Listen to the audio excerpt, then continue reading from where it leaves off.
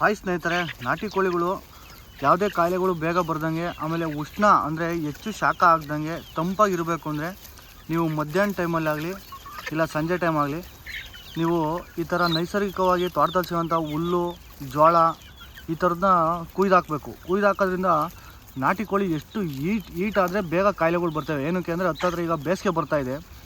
ಬೇಸಿಗೆ ಕಾಲ ಬಂದಾಗ ಏನಾಗುತ್ತೆ, ಬೇಗ ನಾಟಿ ಕೋಳಿಗಳು ಬೇಗ ಕಾಯಿಲೆಗಳು ಬರೋಕ್ಕೆ ಸ್ಟಾರ್ಟ್ ಆಗ್ತೈತೆ. ಹಾಗಾಗಿ ಆದಷ್ಟು ನೀವು ಆಚೆ ಬಿಟ್ಟಾಗಲಿ ಇಲ್ಲ ನೀವೆಲ್ಲೆಲ್ಲಿ ಸಾಗಾಣಿಕೆ ಮಾಡಿದಿರೋ ಅಲ್ಲಿ ದಯವಿಟ್ಟು ಆದಷ್ಟು ಒಂದು ಸ್ವಲ್ಪ ಹಸಿರು ಮೇವನ್ನ ಜಾಸ್ತಿ ಕೊಡಬೇಕು.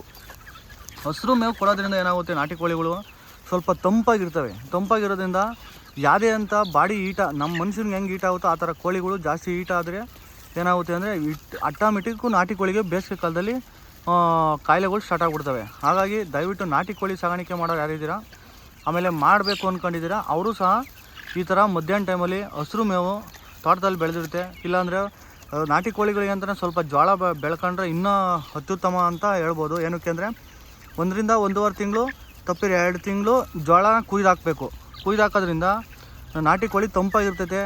ನೀವು ಜೋಳದ ಜೊತೆಗೆ ಹುಲ್ಲು, ಆ ಸೊಪ್ಪು, ಕಸ ಕಡ್ಡಿ ಎಲ್ಲ ನೀಟಾಗಿ ಕುಯ್ತಿರಲ್ಲ, ಅದರಿಂದ ಅದು ತಿನ್ನೋದ್ರಿಂದ ತಂಪಾಗಲ್ಲ.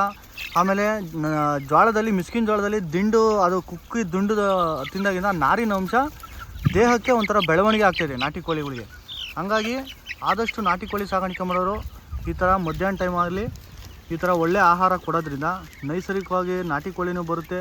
ಮತ್ತು ನಿಮಗೆ ಹೆಚ್ಚಿನದಾಗಿ ಫುಡ್ಡು ಕಂಟ್ರೋಲ್ ಆಗುತ್ತೆ. ನೀವು ಆಚೆ ಬಿಟ್ಟಾಗ ಏನು ಹಾಕ್ಬೇಕಪ್ಪ, ಏನು ಮಾಡೋದು ಇದಕ್ಕೆ ಅಂತೇಳಿ ತುಂಬ ಜನ ಕೇಳ್ಬೋದು.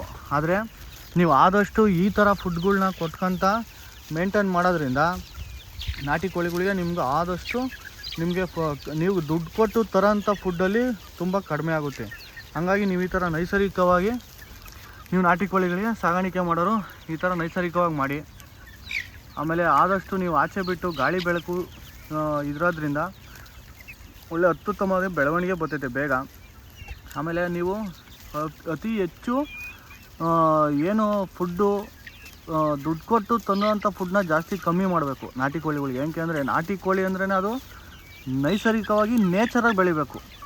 ಆದ್ದರಿಂದ ನೋಡಿ, ಈ ಥರ ನೀವು ಕೊಟ್ಟು ನೇಚರಾಗೆ ಬೆಳೆಸೋದ್ರಿಂದ ನಾಟಿ ಕೋಳಿಗೆ ಅದು ನಾಟಿ ಕೋಳಿ ಅಂತ ಅನ್ನಿಸ್ಕೊಳುತ್ತೆ, ಮತ್ತು ಅದರ ನೈಸರ್ಗಿಕತೆಯನ್ನು ಹೆಚ್ಚಿಸ್ಕೊಳ್ತೈತೆ. ಹಾಗಾಗಿ ನೋಡಿ, ಈ ಥರ ನಾಟಿ ಕೋಳಿ ಸಾಗಾಣಿಕೆ ಮಾಡೋರು ಈ ಥರ ಲವಲವಿಕೆಯಿಂದ ಇರಬೇಕು. ಮರಿಗಳು ನೋಡ್ತಿರ್ಬೋದು, ನೋಡಿರಿ ಎಷ್ಟು ಅತ್ಯುತ್ತಮವಾಗಿ ಬಂದಿದೆ ಪ್ಯೂರ್ ನಾಟಿ. ನೋಡಿ ಈ ಥರ ಬರಬೇಕು. ಈ ಥರ ತಂಪಾಗಿರೋದ್ರಿಂದ ಆದಷ್ಟು ಪುಕ್ಕಗಳು ಉದುರಲ್ಲ. ಆಮೇಲೆ ಸ್ವಲ್ಪ ಈ ಥರ ಮೇವುಗಳೆಲ್ಲ ಕೊಡೋದ್ರಿಂದ ನೀವು ಶೆಡ್ಡಿಗೆ ಬಿಟ್ಟಾಗಲಿ ಇಲ್ಲ ಎಲ್ಲೆಲ್ಲಿ ಸಾಗಾಣಿಕೆ ಅಲ್ಲಿಗೆ ಬಿಟ್ಟಾಗ ಆದಷ್ಟು ಮರಿಗಳು ಕುಕ್ಕಾಡಲ್ಲ. ಏನಕ್ಕೆ ಅಂದರೆ ಇಲ್ಲಿ ಆಚೆಯಲ್ಲಿ ನಾವು ಹೊಟ್ಟೆ ತುಂಬಿಸ್ಬೇಕು ಇವಕ್ಕೆ. ನಾಟಿ ಕೋಳಿಗಳಿಗೆ ಆಚೆಗೆ ನಾವು ಫೀಲ್ಡಿಗೆ ಬಿಡ್ತೀವಲ್ಲ, ಅಲ್ಲಿ ಆದಷ್ಟು ನಾವು ಹೊಟ್ಟೆ ತುಂಬ ಆಹಾರ ಕೊಟ್ಟರೆ ಇವು ಹೋಗಿ ಸಂಜೆ ಹೊತ್ತು ಮಲಗಬೇಕು. ನಾವು ಶೆಡ್ಡಲ್ಲಿ ಮೇವು ಹಾಕಿ ಅದರಲ್ಲಿ ಮೇವು ಕಂಟ್ರೋಲ್ ಮಾಡಿ ಸ್ವಲ್ಪ ಮೇವು ಕಮ್ಮಿ ಕೊಟ್ಟರೆ ಏನಾಗ್ತವೆ, ಇವು ಕುಕ್ಕಾಡೋದ್ರಿಂದ ಪುಕ್ಕಗಳು ಬೇಗ ಉದುರೋಗ್ಬಿಡ್ತವೆ, ಇಲ್ಲ ಪುಕ್ಕಗಳೆಲ್ಲ ಇದಾಗ್ಬಿಡ್ತವೆ. ಅವಾಗ ತಾಣರು ಸಹ ತುಂಬ ಇದಕ್ಕೆ ಪುಕ್ಕ ಇಲ್ಲ ಆ ಥರ ಕಂಪ್ಲೇಂಟ್ ಎಲ್ಲ ತುಂಬ ಜನ ಹೇಳ್ತಾರೆ. ಹಾಗಾಗಿ ನೀವು ನಾಟಿ ಕೋಳಿ ಸಾಗಾಣಿಕೆ ಮಾಡು ಆಚೆಯಲ್ಲಿ ನೀವು ಬಿಟ್ಟಾಗ ಆದಷ್ಟು ಈ ಥರ ನೈಸರ್ಗಿಕವಾಗಿ ಕೊಟ್ಟು ಅವಕ್ಕೆ ಹೊಟ್ಟೆ ತುಂಬಿಸ್ಬಿಟ್ರೆ ಅವು ನಿಮ್ಮನ್ನೇನು ಕುರಿಯೋದೇ ಇಲ್ಲ. ಆವಾಗ ಒಳಗೆ ನಿಮಗೆ ಫುಡ್ ಕಂಟ್ರೋಲ್ ಆಗುತ್ತೆ. ಆದ್ದರಿಂದ ನೀವು ಆದಷ್ಟು ಈ ಥರ ಆಚೆ ಬಿಟ್ಟಾಗ ಹೊಟ್ಟೆ ತುಂಬ ನೀವು ಹುಲ್ಲು, ಸೊಪ್ಪು ಈ ಥರದ್ದು ಹಸಿರು ಮೇವು ಕೊಡೋದ್ರಿಂದ ಆದಷ್ಟು ತುಂಬ ಕಂಟ್ರೋಲ್ ಆಗುತ್ತೆ. ನಿಮ್ಮಲ್ಲಿ ಹಸಿರು ಮೇವು ಕೊಡೋದ್ರಿಂದ ತುಂಬ ಕಂಟ್ರೋಲ್ ಆಗುತ್ತೆ. ಹಾಗಾಗಿ ಕೊಡಿ. ಆಮೇಲೆ ಇದ್ರ ಜೊತೆಗೆ ಸ್ವಲ್ಪ ಜಾಸ್ತಿ ನೀವು ರಾಗಿ ಕೊಟ್ಕೊತ ಬನ್ನಿ. ಆಚೆ ಬಿಟ್ಟಾಗ ಆದಷ್ಟು ರಾಗಿ ಕೊಡಿ. ರಾಗಿ ಕೊಡೋದ್ರಿಂದ ಯಾವುದೇ ಎಫೆಕ್ಟ್ ಆಗೋಲ್ಲ. ವಿತ್ತು ನಾಟಿ ಕೋಳಿಗಳು ಸ್ಟ್ರೆಂತ್ ಬರುತ್ತೆ. ನಾಟಿ ಕೋಳಿಗಳು ಸ್ಟ್ರೆಂತ್ ಬರಬೇಕು, ತೂಕ ಬರಬೇಕು, ನಿಮಗೆ ಅಧಿಕ ಲಾಭ ಬರಬೇಕು ಅಂದರೆ ರಾಗಿ ಚೆನ್ನಾಗಿ ತಿನ್ನಬೇಕು. ನೋಡಿ, ಈ ಥರ ತೋಟಕ್ಕೆ ತಂದು ಈ ಥರ ಚೆಲ್ಬಿಡ್ಬೇಕು ನೀವು. ರಾಗಿ, ಮಿಸ್ಕಿನ ಜೋಳ ಅದು ಇದು ತಂದು ಈ ಥರ ಎಲ್ಲ ಹಾಕ್ದಾಗ ಅತ್ಯುತ್ತಮವಾಗಿ ತಿನ್ನುತ್ತೆ.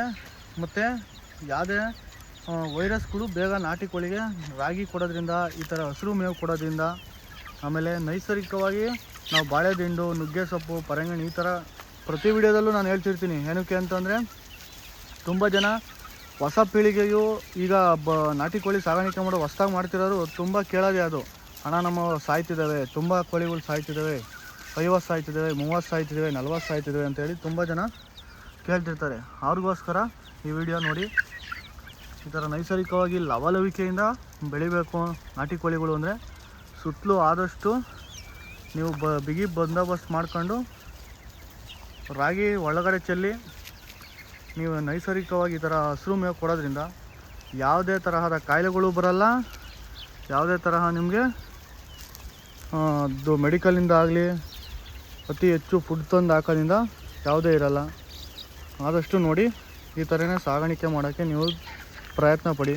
ಆಮೇಲೆ ಸಣ್ಣ ಇಳುವರಿ ರೈತರು ಅತಿ ಹೆಚ್ಚು ನಾಟಿ ಕೋಳಿಗೆ ಬಂಡವಾಳ ಹಾಕ್ಕೊಂಡು ಯಾರೂ ಸಹ ಮಾಡೋಕ್ಕೋಗ್ಬೇಡ್ರಿ. ಏನಕ್ಕೆ ಅಂದರೆ ನೀವು ಏನು ಅಂದ್ಕೊಂಡಿರ್ತೀರ ಆ ಲಾಭ ಇದರಲ್ಲಿ ಬೇಗ ಸಿಗೋಲ್ಲ. ಹಂತವಾಗಿ ನೀವು ಸಾಗಾಣಿಕೆ ಮಾಡ್ಕೊತ ಹೋಗ್ತಾ ನಿಮಗೆ ಲಾಭ ದೊರೀತೈತೆ. ಆಮೇಲೆ ನಮ್ಮ ರೈತರು ಈ ಸಣ್ಣ ಇಳುವರಿ ರೈತರು ಕೃಷಿ ಮಾಡೋ ಬದಲು ಕೃಷಿಗೆ ಜೊತೆಗೆ ಇದನ್ನು ನಾಟಿ ಕೋಳಿ ಮೂಲಕ ಒಂದು ಕಸುಬನ್ನಾಗಿ ಮಾಡ್ಕೊಂಡ್ರೆ ನಿಮಗೆ ಮನೆಗೆ ಯಾವುದೇ ಕಷ್ಟ ಕಾರ್ಪಣ್ಯಗಳಿಗೆ ಇದು ಕಾಪಾಡುತ್ತೆ. ಹಾಗಾಗಿ ನಾಟಿ ಕೋಳಿ ಸಾಗಾಣಿಕೆ ಮಾಡೋರು ಈ ಥರ ಒಂದು ಜೊತೆಗೆ ಕೃಷಿ ಜೊತೆಗೆ ಈ ಥರ ನಾಟಿ ಕೋಳಿ ಸಾಗಾಣಿಕೆ ಮಾಡಿದ್ರೆ ಮೊಟ್ಟೆಲ್ಲೂ ನಿಮಗೆ ಲಾಭ ಸಿಗುತ್ತೆ, ಈ ಥರ ಸಿಗುತ್ತೆ. ಸೊ ಆದಷ್ಟು ಸಣ್ಣ ಜೋಳ ಹಾಕಬೇಕು. ಸಣ್ಣ ಜೋಳ ಹಾಕೋದ್ರಿಂದ ಬೇಗ ಕುಕ್ಕಿ ತಿಂದು ಖಾಲಿ ಮಾಡಿಬಿಡ್ತವೆ. ಆದಷ್ಟು ದೊಡ್ಡ ಜೋಳ ಬೇಡ. ಇದು ಒಂದು ಸ್ವಲ್ಪ ಆಲೆ ಬಲ್ತಿದೆ. ಆದಷ್ಟು ಕಂಟ್ರೋಲ್ 1 ತಿಂಗಳು 1.5 ತಿಂಗಳು ಜೋಳ ಹಾಕಬೇಕು. ಆವಾಗ ಬೇಗ ತಿಂದು ಖಾಲಿ ಮಾಡಿಬಿಡುತ್ತೆ. ಆದಷ್ಟು ಹಿಂಗೆಲ್ಲ ಕುಕ್ಕಬೇಕು. ನೋಡಿರಿ ಇಲ್ಲಿ ಕುಕ್ಕಿದೆ. ಈ ಥರ ಕುಕ್ಕಿ ತಿಂದು ಅದು ಖಾಲಿ ಮಾಡಬೇಕು. ಅದು ಖಾಲಿ ಮಾಡಿದಾಗ ಅವಾಗ ಒಂಥರ ನಾರಿನ ಅಂಶ ಇರೋದ್ರಿಂದ ನಾಟಿ ಕೋಳಿ ತಂಪಾಗಿರ್ತೈತೆ. ಆಮೇಲೆ ಬೇಗ ಯಾವುದೇ ಅಂಥ ಬ್ಯಾಕ್ಟೀರಿಯಾಗಳು ವೈರಸ್ಗಳು ಬೇಗ ಬರೋಲ್ಲ. ಈ ಬೇಸಿಗೆಯಲ್ಲಿ ಭಾಳ ನಾಟಿ ಕೋಳಿಗಳಿಗೆ ಕಾಯಿಲೆ ಬರೋದು ಜಾಸ್ತಿ. ಹಾಗಾಗಿ ನೀವು ಹಸಿರು ಮೇವು ಕೊಡೋದ್ರಿಂದ ಈ ಥರ ನೈಸರ್ಗಿಕವಾಗಿ ಬೆಳೆಯೋದ್ರಿಂದ ಅತ್ಯುತ್ತಮವಾದ ಬೆಳೆ ಬಿಡ್ತೈತೆ. ತುಂಬ ನಾಟಿ ಕೋಳಿ ಸಾಗಾಣಿಕೆ ಮಾಡೋರು ದಯವಿಟ್ಟು ನಿಮ್ಮ ಸ್ನೇಹಿತರಿಗೆ ಯಾರ್ಯಾರು ನಾಟಿ ಕೋಳಿ ಸಾಗಾಣಿಕೆ ಮಾಡ್ತಿದ್ದೀರಾ, ಮಾಡಬೇಕು ಅಂದ್ಕೊಂಡಿದ್ದೀರಾ, ನಿಮ್ಮ ಸ್ನೇಹಿತರಿಗೆಲ್ಲ ಶೇರ್ ಮಾಡಿ. ನೂತನವಾಗಿ ಎಲ್ಲ ಸಪೋರ್ಟ್ ಮಾಡಿ.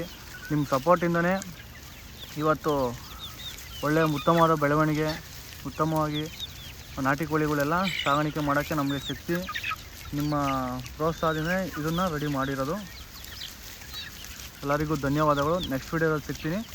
ಎಲ್ಲರಿಗೂ ಶೇರ್ ಮಾಡಿ, ಸಪೋರ್ಟ್ ಮಾಡಿ, ಸಬ್ಸ್ಕ್ರೈಬ್ ಮಾಡಿ.